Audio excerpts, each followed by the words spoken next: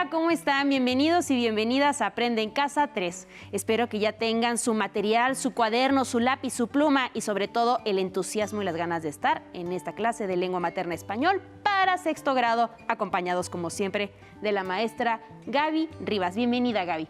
María, muchísimas gracias por la bienvenida. Hola, alumnas y alumnos de sexto grado. Espero que se encuentren de la mejor forma posible. Me alegra volver a saludarlos hoy en su clase de lengua materna español. Así es. Y a mí también me da muchísima emoción ya comenzar con esta clase del día de hoy. Hoy concluiremos el trabajo con la práctica social del lenguaje 13, escribir poemas para compartir. Lo sé muy bien, Gaby. Pues hoy leeré mi poema, razón por la cual me siento tan emocionada como nerviosa. Yo también lo recuerdo bien, María. Muero de ganas por escuchar tu poema, pero debemos ser pacientes.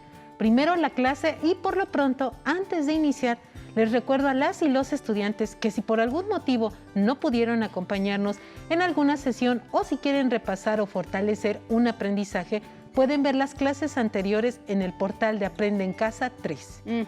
El fin de semana veré todas las clases relacionadas con esta práctica social del lenguaje, no solo porque por causa de fuerza mayor tuve que ausentarme de algunas, sino porque ya comienzo a sentir nostalgia al saber que no volveremos a trabajar con poesía en toda la primaria. Es cierto, María. Sin embargo, no necesitamos forzosamente de la escuela para disfrutar de la poesía y en general de la literatura y de las demás artes. Si los y las estudiantes y tú quieren continuar gozando por su cuenta, pueden leer o releer sus libros de lectura de los últimos años de la primaria. En todos ellos hallarán una selección muy variada y atractiva de textos. Es cierto, Gaby. Anoche, después de terminar de corregir mi poema, revisé los libros de lecturas de los 6 grados de primaria para hallar más textos de Neruda que pudieran releer las y los niños en casa. Y fíjate que... ¿Qué pasó, María? ¿Encontraste algo? Sí, en los libros de segundo y tercero, así que ya saben, si quieren leer unos textos extra de don Pablo Neruda, tendrán que desempolvar sus libros de esos grados o si tienen hermanas y hermanos más pequeños, se los pueden pedir prestados o compartir con ellos la lectura. El libro de lecturas de tercer grado podrán hallar Oda a la Flor Azul y en el de segundo, la palabra infancia. Qué buenas recomendaciones, María. Es muy bello que busques esa manera de compartir tu pasión por la obra de Neruda con las y los estudiantes. Y además, para quienes tengan acceso a Internet, les sugiero que revisen la página electrónica de la Universidad de Chile que está dedicada a difundir la obra de Neruda. Así podrán disfrutar mucho sus textos y pues también lo que encuentren ahí. Gracias por las recomendaciones, María. Yo también las tomaré en cuenta. Me gusta que te comprometas con tus pasiones y que busques la manera de compartirlas con otras personas. Estudiantes en casa, les sugiero que busquen y lean todos los textos que les sea posible de la o el poeta que más les guste y que los compartan con sus familiares. Pídanles también que ellos compartan con ustedes los poemas que conozcan mejor y los que más les agraden. Y como les he platicado, desde que éramos muy pequeñas, mi hermana y yo nos acostumbramos a hablar sobre los libros que íbamos leyendo y nos los vamos intercambiando. Y de este modo he podido conocer muchos más textos de autores de los que podría haber conocido sola. Además, esa ha sido otra forma de conocer más a mi hermana y de comunicarme con ella. Pero ya me voy a callar, Gaby. Mejor dinos, ¿cuál es el propósito de esta sesión? No te preocupes, María. Todo lo que hemos hablado se vincula con nuestra clase, cuyo propósito es escribir versos similares a los leídos aquí, para lo cual reflexionaremos sobre la redacción de borradores de poemas en los que emplearemos diversos recursos literarios para crear un efecto poético y para expresar emociones y sentimientos. Por último, compartiremos nuestros poemas leyéndolos en voz alta. Gaby, qué emoción y qué nervios. ¿Y qué materiales vamos a necesitar para la clase? Cuaderno, libro de texto de español, algo con que anotar y, de ser posible, un diccionario. Aquí los tenemos listísimos. Y mi pregunta predilecta, ¿qué texto vamos a leer el día de hoy, Gaby? El plan original era leer y analizar el poema Peces de Sirahuén, de otro miembro de los contemporáneos, Bernardo Ortiz de Montellano. Sin embargo, tu pasión por Neruda provocó un cambio en el que profundizaré más adelante. Primero, invitaré a las y los estudiantes y a ti, María, a que lean cualquier texto escrito por los miembros de los contemporáneos. van de nuevo los nombres de los integrantes de este grupo de escritores orgullosamente mexicanos: Carlos Pellicer, Enrique González Rojo, Bernardo Ortiz de Montellano, José Gorostiza, Jaime Torres Bodet, Jorge Cuesta, Javier Villaurrutia, Salvador Novo, Gilberto Owen. De hecho, en la revisión de los libros de lecturas que realicé ayer, hallé textos de varios de ellos en los libros de Tome Nota en Casa, sexto, quinto, cuarto, tercero, segundo y primero. Así que no hay pretextos para no leerlos, evidentemente. Hay que analizarlos, disfrutarlos y compartirlos. Los libros de lecturas también están en línea en la página de Conalitech, que va a aparecer ahora en su pantalla. Qué bueno que lo reiteras, María. No me cansaré de insistir en que aprovechen sus libros de lecturas y de que los conserven aún después de que terminen la primaria, pues incluyen una variedad increíble de textos que vale la pena leer, entre ellos múltiples poemas. Gaby, me surgió una duda. ¿Por qué no aparece Alichu Macero, de quien leímos Poema de Amorosa Raíz, en la lista de integrantes de los contemporáneos? Porque no perteneció a ese grupo. De hecho, él nació entre 15 y 20 años después que Villaurrutia, Gorostiza y compañía. Lo que dijimos cuando leímos aquel poema es que la poesía de Alichu Macero posee algunos rasgos comunes con poemas escritos por varios miembros de los contemporáneos, lo cual ha llevado a ciertos críticos literarios a afirmar que su obra es una prolongación y culminación de la obra poética de este grupo. Pero eso no significa que Alichu Macero haya pertenecido a los contemporáneos. Ahora sí, a disfrutar otro poema de Neruda especialmente para ti, María. ¡Ay, qué hermosa sorpresa, Gaby! Ya quiero que comience. El texto que leeremos habla sobre uno de los protagonistas de nuestras clases. ¿Uno de los protagonistas de nuestras clases? ¿De quién se trata, Gaby? De El Tumbaburros. Es lo menos que podíamos hacer por él después de toda la ayuda que nos ha brindado en clase. El texto se llama Oda al Diccionario. Fue escrito por Pablo Neruda y pertenece al libro Nuevas Odas Elementales, publicado en 1954. Estudiantes en casa, mientras leemos y escuchamos el poema, les pido por favor que se dispongan a disfrutarlo y que atiendan, igual que en las clases pasadas, a los sonidos, al ritmo y no solo al sentido del discurso. Oda al Diccionario. Lomo de buey, pesado cargador, sistemático libro espeso. De joven te ignoré, me vistió la suficiencia y me creí repleto, y orondo como un melancólico sapo, dictaminé. Recibo las palabras directamente del Sinaí bramante. Reduciré las formas a la alquimia, soy mago. El gran mago callaba. El diccionario viejo y pesado, con su chaquetón de pellejo gastado, se quedó silencioso sin mostrar sus probetas. Pero un día, después de haberlo usado y desusado, después de declararlo inútil y anacrónico camello, cuando por largos meses, sin protesta, me sirvió de sillón y de almohada, se reveló y plantándose en mi puerta, creció, movió sus hojas y sus nidos. Movió la elevación de su follaje, arbolera, natural, generoso manzano, manzanar o manzanero, y las palabras brillaban en su copa inagotable, opacas o sonoras, fecundas en la fronda del lenguaje, cargadas de verdad y de sonido.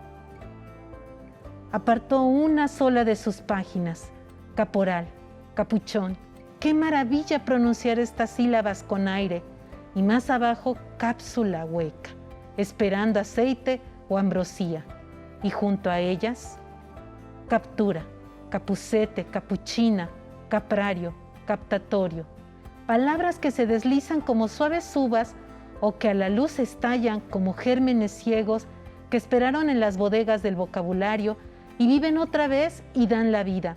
Una vez más el corazón las quema.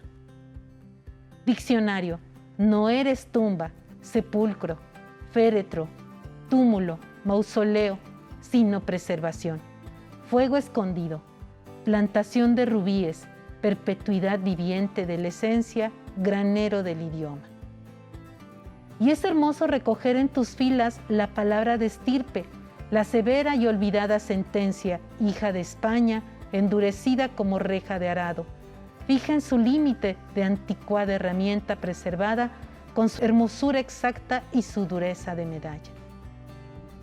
O la otra palabra que allí vimos perdida entre renglones y que de pronto se hizo sabrosa y lisa en nuestra boca como una almendra o tierna como un higo.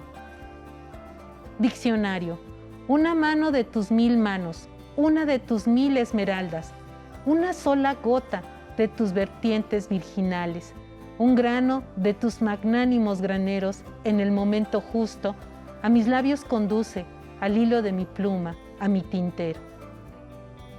De tu espesa y sonora profundidad de selva, dame cuando lo necesite un solo trino, el lujo de una abeja, un fragmento caído de tu antigua madera perfumada por una eternidad de jazmineros, una sílaba, un temblor, un sonido, una semilla de tierra soy y con palabras canto.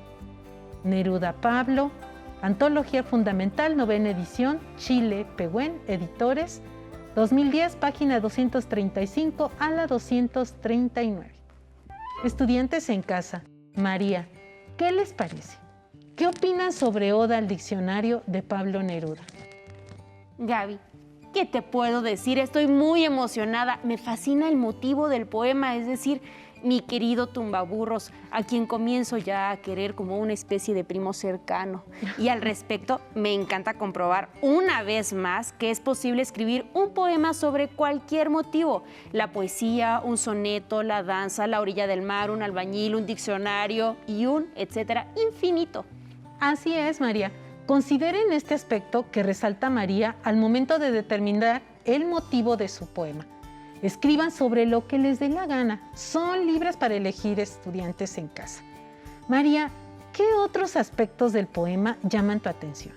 Me fascina la forma en que el yo poético describa el diccionario y su relación con él, hablándole en segunda persona del singular, es decir, de tú, con un tono afectuoso y hasta cierto punto lúdico, y de este modo el diccionario termina convertido en una especie de personaje, como lo podemos ver, por ejemplo, en los versos iniciales. Lomo de buey, pesado cargador, sistemático libro espeso. O más adelante cuando afirma, diccionario, no eres tumba, sepulcro, féretro, túmulo, mausoleo, sino preservación. Fuego escondido, plantación de rubíes, perpetuidad viviente de la esencia, granero del idioma.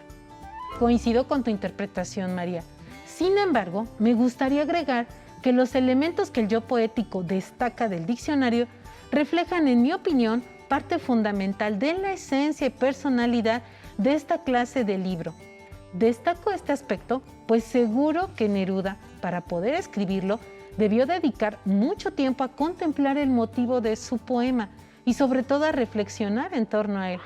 Además, si se fijan, en las descripciones que aparecen en pantalla podrán percatarse de que incluye pocos adjetivos, adverbios y frases adverbiales, solo las indispensables. Eso es en parte consecuencia de lo anterior, de la observación y de la búsqueda de la palabra precisa para expresar sensaciones, emociones, sentimientos y pensamientos.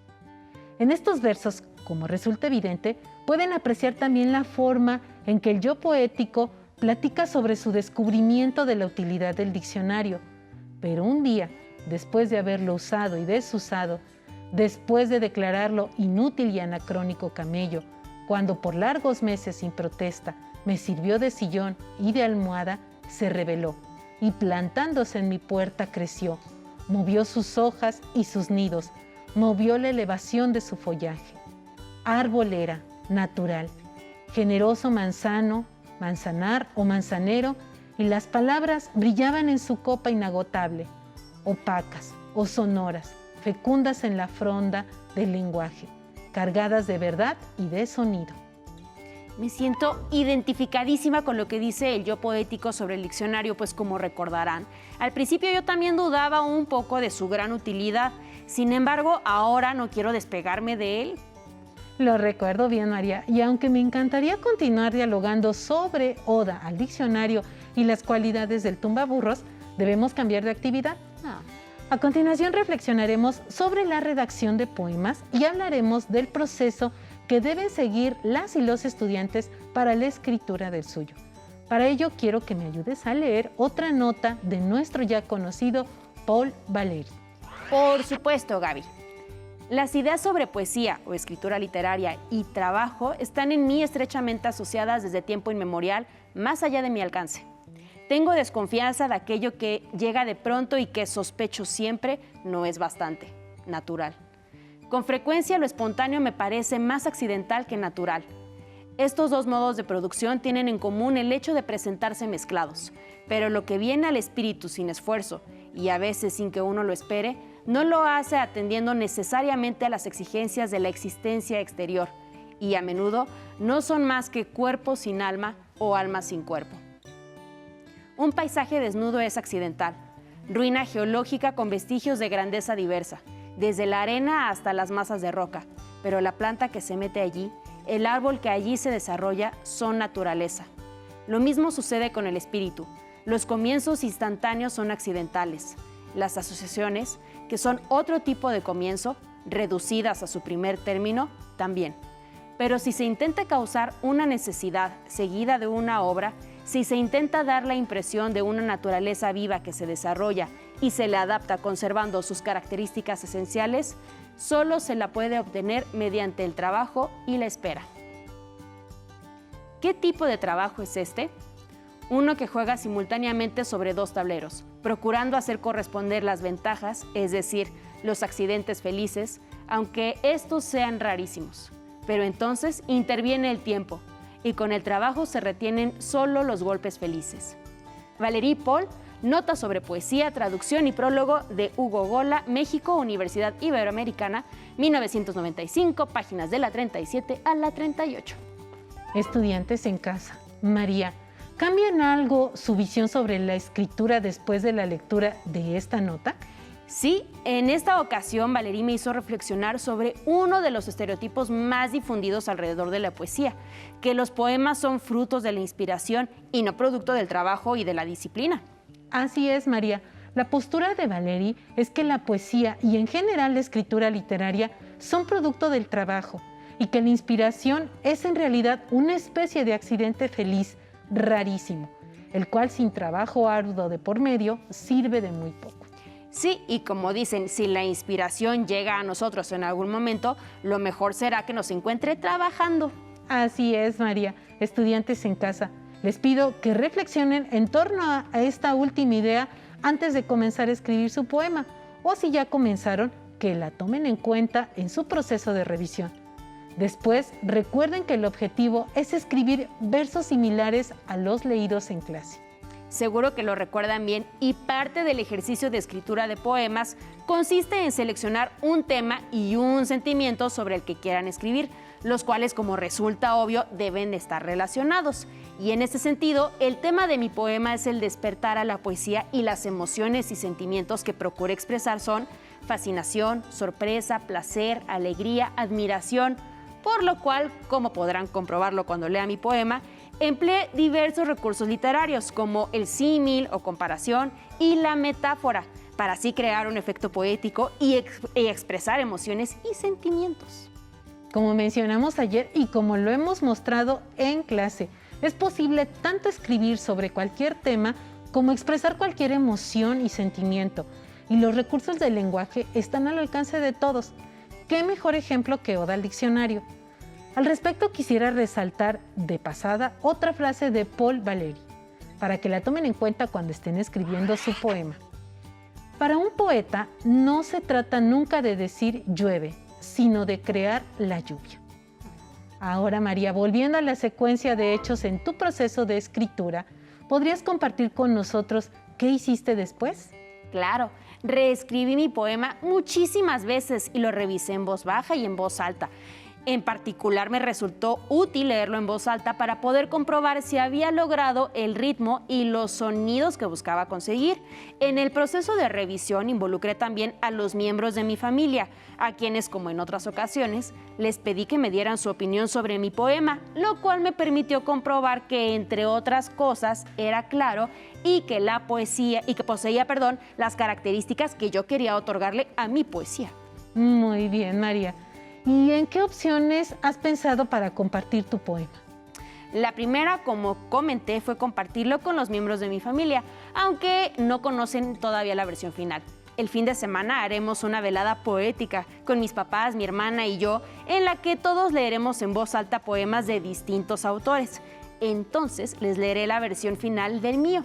Y también planeo compartir mi poema pues por correo electrónico, y a mi abuelita, como no le gustan las computadoras, se lo leeré por teléfono. Estudiantes, opciones para compartir sus poemas hay diversas. Ustedes determinen la que más les atraiga, pero sin ponerse bajo ninguna clase de riesgo. A su debido tiempo, también podrán compartir sus poemas con sus compañeros y con sus maestras y maestros. Y no olviden que además de compartir sus poemas, pueden hablar sobre las sensaciones, emociones, sentimientos e ideas que les sugieran. Estudiantes en casa. María, si tienen dudas sobre el proceso para escribir su poema, consulten la página 168 de su libro de texto y, por supuesto, a su maestro o maestra. Y ahora sí, María, llegó el momento de que compartas tu poema con las y los estudiantes y sobre todo conmigo, María. Jesús, qué nervios, pero ahí va. Pongan atención. Como una roca, para Pablo Neruda. Te forman las palabras que salen del silencio y del tanque de sueño en que me ahogo libre hasta despertar. Javier Villaurrutia. Un alto, lenguaje florido como una roca. Un poema, desconcierto, sin palabras. Sendero en el abismo colorido, concierto de palabras. Como una roca de silencios. Viento, como una roca de palabras meteóricas, metafóricas, con cierto aire de familia que quiebra y requiebra la superficie del aire. De pronto, otra ráfaga, un zumbido, como una roca. Despertar, un nuevo despertar, otro despertar. Aguijón, miel y espejo. Ecos del presente en el pasado, como una roca. Otra flor, otro canto, horizonte dislocado, voces ancestrales bajo la piel, oscuridad y susurro, reflejo y renacimiento. Poesía es ausencia y presencia simultánea de silencios, sonidos, ritmos, palabras e imágenes, del olvido y la memoria. Bravo, María, te felicito. Tu poema me dejó anonadada, sin palabras. Sin embargo, paradójicamente, las palabras se agolpan en mi mente, pues quisiera decir muchas cosas. En primer lugar, me agrada ver que optaste por el verso libre, sí, lo cual no significa por la manera en que construiste tu texto que carezca de un ritmo particular. Al contrario, posee uno que al menos a mí me resultó atractivo, pues ayuda a sugerir los despertares ante la poesía experimentados por el yo poético. También quiero destacar las referencias que hiciste directas e indirectas a los textos y a los autores con los que trabajamos en estas clases. Por ejemplo, la dedicatoria a Pablo Neruda, el epígrafe, es decir, la cita del poema de Javier Villaurrutia que pusiste a la cabeza del poema Poesía. Asimismo, me encantó que el poema cierre con tu propuesta de definición de poesía. Poesía es ausencia y presencia simultánea de silencio, sonidos, ritmos, palabras e imágenes de olvido y la memoria. Gaby, muchas gracias por tus palabras y gracias también por tu acompañamiento durante todo este despertar a la poesía que hemos llevado a cabo en las sesiones más recientes. Muchas gracias. Ha sido un gusto también para mí, María. Ojalá que el despertar haya sido colectivo. Y pues no me resta más que darte las gracias, María, y felicitarte por tu poema nuevamente. Muchas gracias, Gaby. Y Gaby, ¿podría hacer la recapitulación de la clase? Por supuesto. Muy bien. Primero leímos y analizamos brevemente Oda al Diccionario de don Pablo Neruda, gracias a lo cual continuamos reflexionando sobre las particularidades de la poesía, para lo que recurrimos a otra nota escrita por Paul Valéry. Más tarde, con el propósito de que las y los niños escriban versos similares a los que hemos leído en clase, comentamos diversos aspectos relacionados con la redacción de poemas. Y por último, compartí mi poema leyéndolo aquí en voz alta. Fue una recapitulación puntual. Muchísimas gracias, María. Muchas gracias a ti, Gaby, y nos vemos en la clase de mañana. Hasta mañana. Si te es posible, consulta otros libros y comenta el tema de hoy con tu familia. Si tienes la fortuna de hablar una lengua indígena, aprovecha este momento para practicarla y platica con tu familia en tu lengua materna. Por hoy hemos terminado con Despertar a la Poesía, de lengua materna español de 6º grado. Espero que lo hayan disfrutado tanto como la maestra Gavillo. A continuación, historia. Nos vemos hasta la próxima, pero antes, a movernos un poco.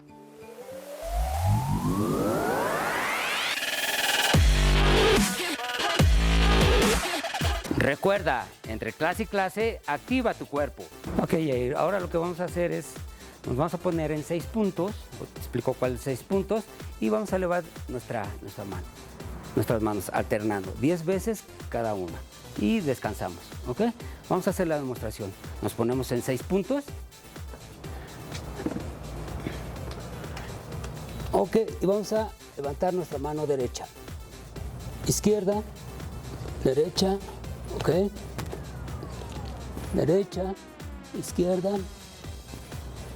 elevamos derecha, izquierda, muy bien, bien estirado al frente, que sea al frente, no lateral, muy bien, 3 más, al frente, bien estirado los brazos, otra, bien, descansamos, respiramos, exhalamos, respiramos, exhalamos. Nos volvemos a poner en posición de 6 puntos y elevamos los brazos. Extensión de brazo, bien. Derecha, izquierda, bien estirado al frente. Procura que siempre tus brazos vayan al frente. A continuación vamos a hacer una plancha lateral. ¿Qué es una plancha lateral? Nos vamos a acostar de forma lateral, ¿sí? De tal manera, Jair, vamos a hacerlo. Y vamos a apoyarnos con nuestro brazo y extendemos totalmente, y lo que vamos a hacer es elevar la cadera. 1, 2. ¿Sí? Tu mano que esté aquí en tu pierna, Jair. Ok. De lado. Estira totalmente. Estirado. Estirado totalmente. Eso. Así. Estira. Ahí. 2. 1. 2, 3, respiramos, descansamos y cambiamos de posición. Cambiamos de mano, apoyamos la mano derecha, estiramos totalmente el cuerpo, bien estirado, ponemos bien la posición y ejecutamos 3 veces. 1, 2, 3. Respiramos, exhalamos, respiramos, exhalamos. Una más. 1, 2, tu mano al costado, tu mano al costado. Bien, 3, perfecto. Recuerda, al terminar la activación, no olvides la protección.